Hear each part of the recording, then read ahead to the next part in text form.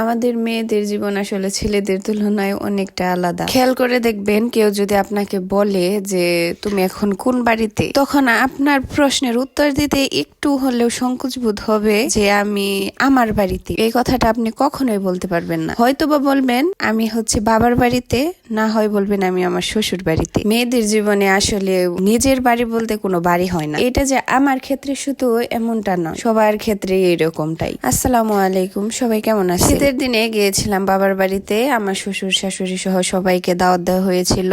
সেই উপলক্ষে কিছু আয়োজন করা হয়েছে, আর সেগুলোই আমি আপনাদের সাথে শেয়ার করব। রাতে বানিয়ে রাখা হয়েছিল দুধের পিঠা। সকালে উঠে আমাদের প্রিপারেশন শুরু হয়ে গিয়েছিল।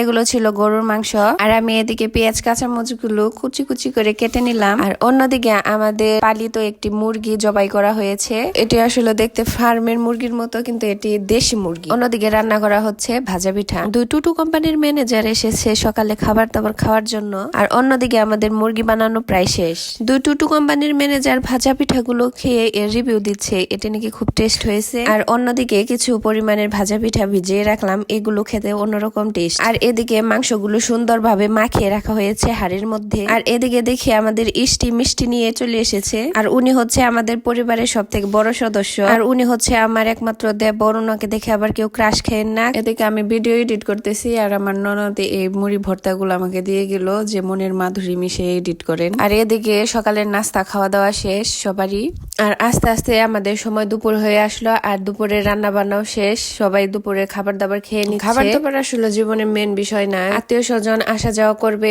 এর মধ্যে এর আত্মীয়তা বজায় থাকে।